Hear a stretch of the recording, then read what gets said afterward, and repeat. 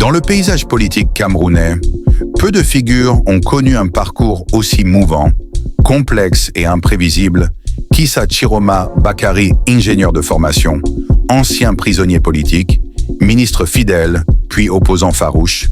Il incarne aujourd'hui une trajectoire qui défie les catégories habituelles. Son histoire commence à Garoua, dans le nord, où se forme le premier chapitre d'une destinée mouvementée. L'homme grandit dans une région longtemps marginalisée, mais politiquement stratégique. Très tôt, il développe une conviction profonde. Le Cameroun ne pourra avancer que si les injustices régionales sont reconnues et corrigées. Après des études d'ingénieur ferroviaire en France, il rentre au pays, plein d'ambition, déterminé à moderniser les infrastructures du pays. Mais la politique va rapidement le rattraper. En 1984, après la tentative de coup d'État contre Paul Biya, Chiroma est arrêté avec d'autres cadres du Nord. Il passera 6 années dans les geôles du régime. Une expérience qui marquera pour toujours son rapport au pouvoir. C'est là qu'il apprend la patience, la prudence, mais aussi la nécessité de se battre pour la vérité. À sa libération, il surprend tout le monde. Au lieu de se retirer, il décide d'entrer pleinement dans la scène politique. En 1992, il est élu député, puis devient ministre des Transports pour un homme marqué par la prison. C'est un retour spectaculaire. Mais cette ascension cache déjà un malaise. Chiroma veut réformer un système qui refuse de changer. Les années passent et il s'impose comme une voix singulière. En 2007, il crée son parti, le FSNC. Officiellement centriste, mais surtout conçu pour porter sa vision. Un Cameroun réconcilié avec lui-même, plus juste, plus équilibré. Il deviendra ensuite longtemps ministre de la Communication, porte-parole du gouvernement, figure visible mais controversée. Puis survient le tournant. En 2025, il quitte le gouvernement et se présente à la présidentielle. Il accuse le régime d'inertie, d'injustice, de confiscation du pouvoir. Un geste audacieux, presque suicidaire, venant d'un ancien pilier du système. Mais le pays étouffe. Et dans ce climat, son discours séduit une partie de la population qui réclame un renouveau. La campagne est tendue. Les résultats officiels proclament la victoire de Paul Biya. Chiroma, lui, rejette ces chiffres. Il affirme détenir les vrais procès-verbaux, donnant un résultat totalement différent. Très vite, les tensions montent. Les rues se remplissent, des manifestants sont arrêtés et la peur gagne tout le pays.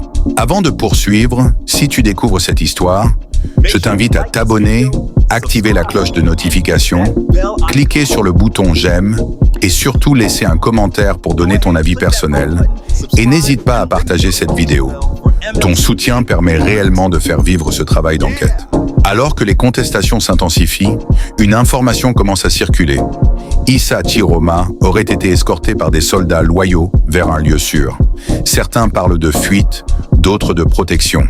Lui déclare être en situation d'isolement volontaire pour éviter une arrestation qu'il juge imminente. Son entourage évoque un homme traqué, surveillé, dont les communications sont limitées.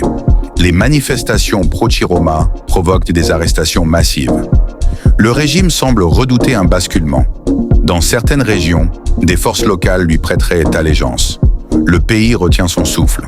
Cette situation rappelle un moment clé de l'histoire mondiale. Juin 1940. Le général de Gaulle, isolé, rejeté par le pouvoir français, prend la route de l'exil pour l'Angleterre là-bas. Depuis Londres, il refusera l'effondrement et deviendra la voix de la résistance. Plus tard, il reviendra en héros, président, fondateur de la Ve République. Le parallèle n'est pas parfait, mais il existe. Comme de Gaulle, Chiroma oppose un refus frontal à un système qu'il considère illégitime. Comme de Gaulle, il se retrouve isolé, presque banni. Et comme de Gaulle, il espère qu'un jour, le peuple reconnaîtra sa version de l'histoire. Ses partisans le voient déjà comme un symbole de résistance. Mais le Cameroun n'est pas la France. Et 2025 n'est pas 1940. Ici, chaque mouvement est scruté, chaque déclaration peut provoquer des affrontements. Pour Chiroma, la priorité est désormais sa survie politique, et peut-être physique. Certains affirment qu'il pourrait chercher refuge à l'étranger. D'autres disent qu'il est encore au nord, protégé par des fidélités locales. Ce qui est certain, c'est qu'il refuse d'abandonner. Dans ses rares messages, il parle d'une mission, d'un combat pour le peuple, d'une victoire confisquée. Il promet de continuer par tous les moyens. Ces mots créent un précédent dans l'histoire politique du Cameroun moderne. Aucun opposant n'avait défié le système avec une telle intensité. Au-delà des tensions immédiates, une question demeure. Que veut réellement Tchiroma ? Ses proches évoquent une transition pacifique, une réforme profonde de l'État, une redistribution des pouvoirs. Ses détracteurs y voient une ambition personnelle. Ses partisans, eux, parlent d'un leader qui cherche à achever un cycle commencé dans les années 1990. L'avenir du pays pourrait dépendre de ce qui se joue dans ces semaines décisives. S'il parvient à rassembler autour de lui une coalition suffisamment large, il pourrait devenir le premier opposant de l'histoire du Cameroun à renverser symboliquement le système. S'il échoue, il risque de disparaître politiquement ou de subir un sort bien plus sombre. Dans l'ombre, certains analystes parlent déjà d'un exil stratégique, d'autres d'un pacte silencieux, négocié avec des factions internes du régime. Une certitude, Tchiroma n'est pas un débutant.